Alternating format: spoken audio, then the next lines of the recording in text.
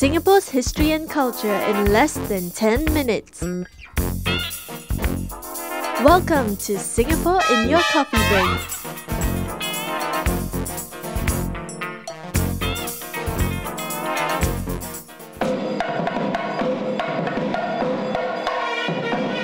The Srinivasa Perumal Temple is a national monument located in Little India. It dates back to 1855 and is one of the oldest Hindu temples in Singapore. It's dedicated to one of the three major Hindu gods, Vishnu, the preserver of the universe.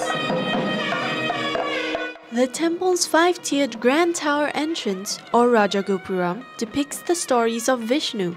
It was built in 1979 and funded by a philanthropist, Mr. P. Govindasamy Pillai. In fact, he made the redevelopment of the temple in the 1960s and 70s financially possible, and a lot of the structure that you will see today is the result of his contributions. In Hinduism, each deity is given a special day, and Saturday is for Vishnu or Perumal. Hence, on Saturdays, the temple will be crowded with thousands of devotees. Kids are dressed up in ethnic costumes, and whole families visit the various sanctums to pray. You'll notice that there are bells on the temple doors. The devotees ring these bells when they enter the temple as a mark of presence to the deities. Devotees also buy a ticket to have priests chant the 1,000 names of Vishnu, either 54 times or 108 times, for spiritual well-being.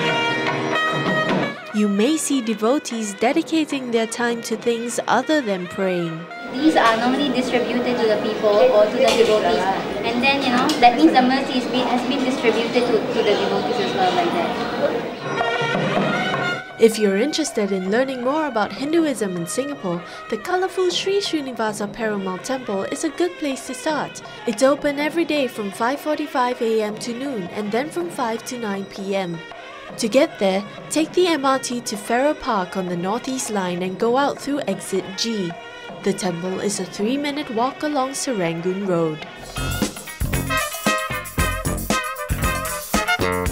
In the late 1800s, a church building was erected along the Tanglin area under the supervision of Major Malan, the late chaplain of the British military garrison in Singapore.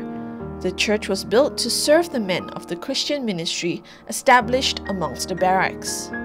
As it soon became clear that a new building would be needed to accommodate the soldiers and officers of the garrison, a new church building was built in 1911. This is the building known today as St. George's Church.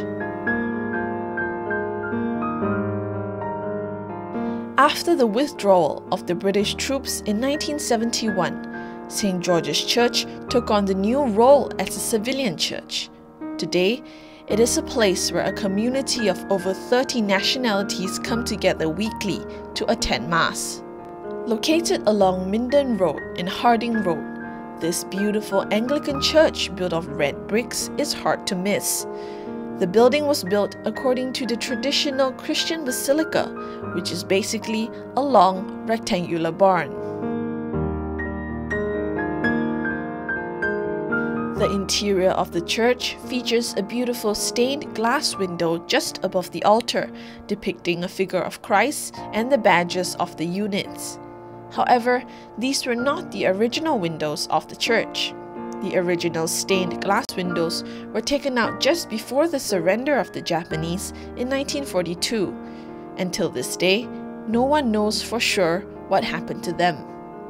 Today, St. George's Church is an international Anglican church that is part of the Diocese of Singapore. And because of the large number of expatriate members, it is a community that is constantly growing and changing.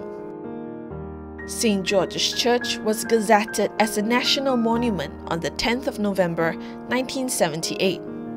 To get to St. George's Church, take bus services 174, 7, 75 or 105. St. George's Church has weekly Sunday services at 8 AM, 10 AM and 6 PM.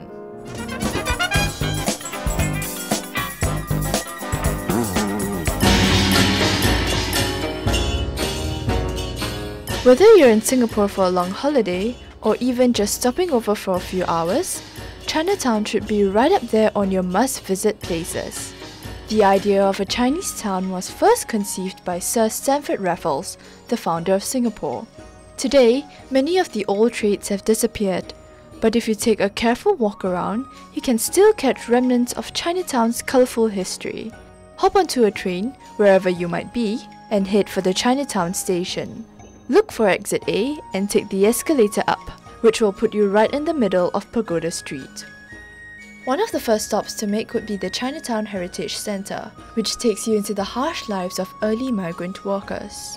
Pagoda Street itself is named after the Hindu temple Sri Mariamman Temple.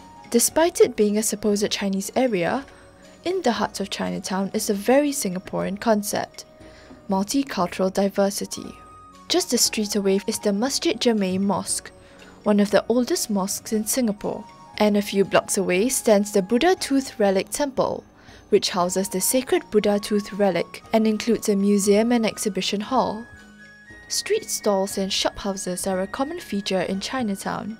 You can find shops selling almost anything, from traditional Chinese artworks to cheongsams, accessories, trinkets, and even household items like Chinese tea sets, table runners, and chopsticks. Among these are shops offering various services such as calligraphy writing, Chinese chop engraving, and tailoring.